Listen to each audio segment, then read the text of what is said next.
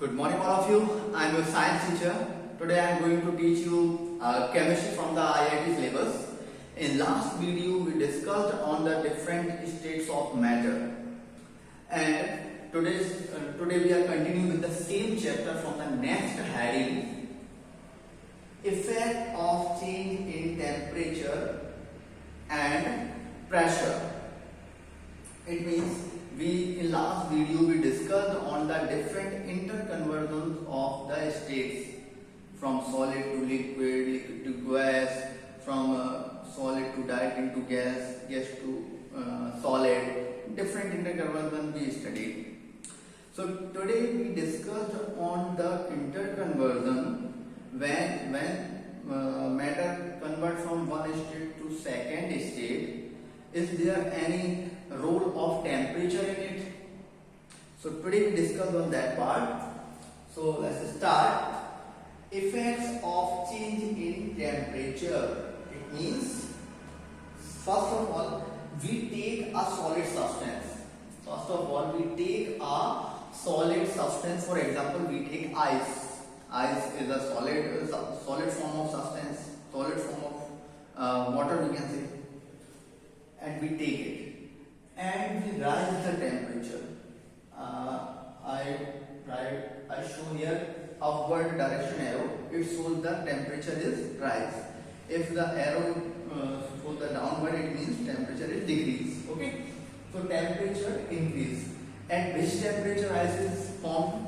At 0 degree Celsius. Okay, so at 0 degree Celsius, then when we increase the temperature, when we take the temperature from 0 to upward, from 1 to 3, so the particles of water, the particles of ice absorb the heat, absorb the temperature, and by this temperature the kinetic energy of the molecule has increased.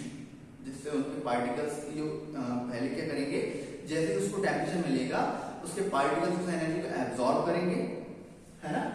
Absorb करने के बाद उस energy से उनकी kinetic energy बढ़ जाएगी उस heat से, और वो पार्टिकल्स क्या होंगे, कंटिन्यूसली वो क्या करने लगेंगे, मूव करने लगेंगे। वो पार्टिकल्स क्या होने लगेंगे, मूव करने लगेंगे, जिससे उनकी एनर्जी बढ़ जाएगी और क्या करने लगेंगे, मूवमेंट करने लगेंगे।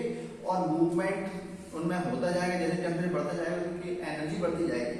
जब वो मूव होंगे तो उनके बीच का जो स्पेस है, पार्टिकल्स का जो स्पेस है वो थोड़ा सा बढ़ जाएगा, और उनकी जो फोर्स ऑफ अट्रैक्शन लगा जो एक दूसरे को टाइटली बाइंड किए हुए हैं, वो पार्टिकल्स की एनर्जी बढ़ने से, उनके मूवमेंट की वजह से वो फोर्स क्या हो जाएगा, कम हो जाएगा, inter particle force. So the solid substance start to convert into liquid, वो लिक्विड में कन्वर्ट होना स्टार्ट हो जाएगा। And when we continue rise the temperature, so what we can see, the solid substance is convert into liquid. तो किसमें convert हो जाएगा, liquid में कन्वर्ट हो जाएगा।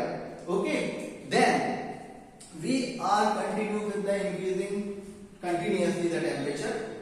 फिर से आपने एरो लगा हुआ है, टेम्परेचर राइज कर रहे हैं हम, कंटिन्यू। ये जो प्रोसेस है यहाँ पर, the process of converting from solid to liquid is known as melting. इस प्रोसेस को हम क्या बोलते हैं, melting. Then अब यहाँ पर हमारे पास वाटर एक लिक्विड फॉर्म में आ चुका है, टेम्परेचर हम उसका, अब यहाँ से दो कंडीशन हो सकती है। हमारे पास वाटर है, ये वाटर हो सकता है, या फिर हमने एक डिफरेंट सैंपल ले लिया वाटर का, यहाँ से हमें दो कंडीशन देखने को मिलेगी। एक, हम उसको नेचुरली रखा हुआ है वो, और एटमॉस्फेरिक टेम्परेचर की वजह से उसकी सरफेस पर जो वाटर है वो क्या होने लगेगा, एवोपोरेट होने लगेगा। जैसे कि ये सैंपल है, वाटर सैंपल है, और यहाँ इसकी जो सरफेस है, सरफेस से वाटर क्या होने लगेगा, स्लोली क्या होने लगेगा, एवोपोरेट होने लगेगा। इट मींस वो किसमें कन्वर्ट होने लगेगा, वेपर में कन्वर्ट होने लगेगा। ये स्लो प्रोसेस है।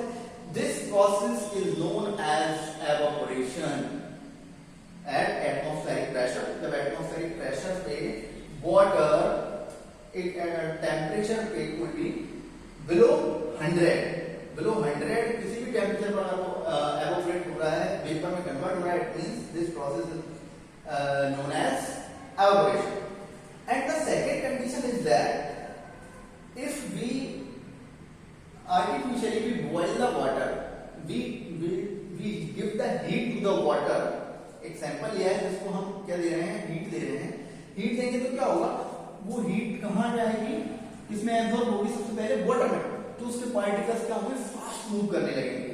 उनके बीच में इंटरमॉलिक्यूलर फोर्स है वो और भी कम हो जाएगा. उनके बीच में इंटरपार्टिकल जो स्पेस है वो इंक्रीज हो जाएगा और वो पार्टिकल कंटिन्यूसली करने लगेंगे, मूव करने लगेंगे. और जैसे वो 100 उसमें एवोपरेशन स्टार्ट हो जाएगा और पूरा वाटर जो है, not only surface area, whole water has increase their temperature by taking the heat from the lamp.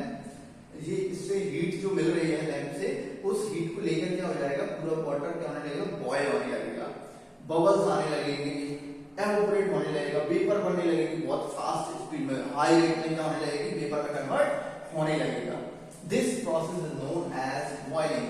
So what is the difference between evaporation and boiling? दोनों ही कंडीशन में वाटर किसमें convert हो रहा है, वेपर में.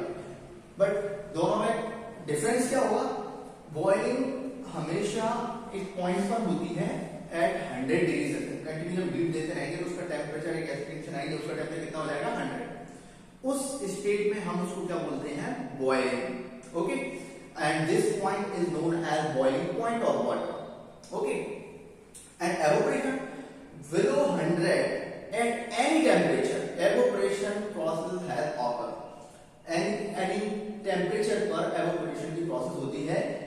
First difference. Second, ये only surface पर होती है, वाटर के सरफेस पर, और ये पूरे होल वाटर मॉलिक्यूल्स और क्वांटिटी में क्या होता है, बॉइलिंग होती है. These are the difference. Then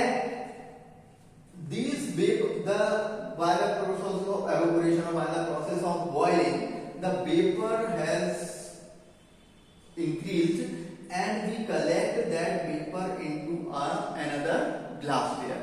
For example, हम यहाँ से जो वेपर निकली है उसको हमने ग्लासवेयर में कलेक्ट कर लिया है. ओके, ये इसमें कलेक्ट कर लिया हमने. अब ये नेचुरली क्या होगा, इसका टेम्परेचर कोल्ड होता जाएगा.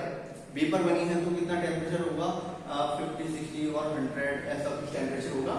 और जैसे ही उसका क्या होगा, जैसे ग्लास में उसको रखेंगे, नेचुरली उसका टेम्परेचर क्या होने लगेगा, डिक्रीज होने लगेगा, है ना. टेम्परेचर जब डिक्रीज होने लगेगा तो वो वेपर किस में कन्वर्ट होने लगेगी, वो वेपर किस में कन्वर्ट होने लगेगी, वापस छोटी छोटी सी ड्रॉपलेट्स में कन्वर्ट होगी. देन कुछ ड्रॉपलेट्स मिलकर क्या बना लेंगी, ड्रॉप्स बना लेंगी वाटर की, और बहुत सारे ड्रॉप्स मिलकर पूरा वाटर फॉर्म कर लेंगी. Okay, so this process is known as condensation. इसमें क्या होता है, पार्टिकल्स की जो एनर्जी है, प्लैनेट की एनर्जी कम होती जाएगी, उनका मूवमेंट कम होता जाएगा, टेम्परेचर भी कम होता जाएगा, मूवमेंट भी कम होता जाएगा.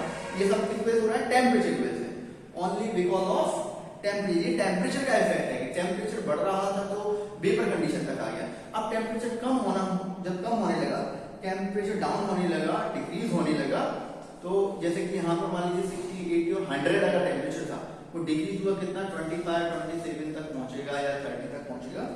तो वो किस में कन्वर्ट होने लगेगा, वाटर में कन्वर्ट हो जाएगा. This the conversion of vapour into water is known as condensation. Okay, gas form से ये किस में कन्वर्ट हो गया, लिक्विड फॉर्म में. इस प्रोसेस को हम बोलते हैं condensation. Okay, then we are continue decrease the temperature. फिर हमने उसको कंटिन्यू उसका टेम्परेचर और डिक्रीज किया और कम कर दिया. हम कहां तक ले आए, 0 डिग्री सेल्सियस तक टेम्परेचर ले आए.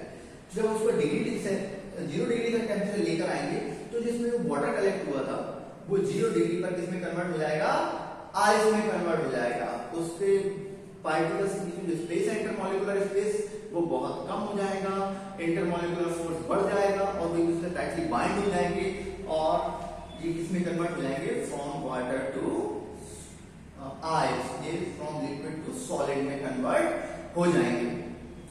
So the process in which the liquid substance convert into solid is known as freezing. इस मेथड को हम क्या बोलते हैं, फ्रीजिंग. ये फ्रीजिंग से हम इसमें कन्वर्ट हो जाएंगे सॉलिड में. ओके, या इस बना देगा. एक अनदर कंडीशन होती है जो टेम्परेचर की वजह से होता है, जो कुछ सिलेक्टेड पार्टिकल्स में होता है. For example camphor, ammonium chloride,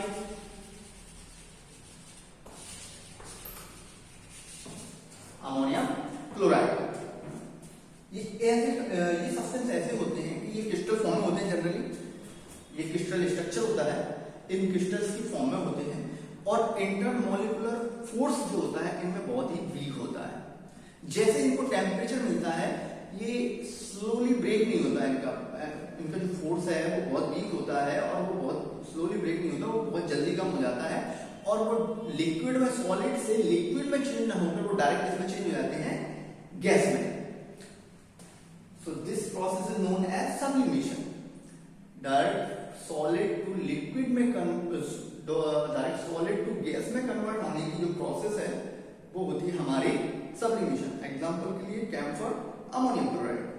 अब ये वेपर बन गए डायरेक्ट। अब जैसे इसका टेम्परेचर अगर कम होता है, इसका टेम्परेचर बढ़ा तो ये गैस बन गए, गैस की फॉर्म में आ गए, और जैसे जो गैस है उसका टेम्परेचर जैसे कम होगा तो वो वापस लिक्विड में कन्वर्ट नहीं हुई, डायरेक्ट क्या हो जाएगा, वापस सॉलिड बन जाएगा, क्रिस्टल्स फॉर्म कर लेंगे वो, है ना।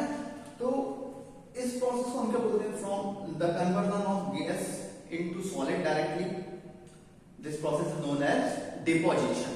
Okay, we already discuss on these processes.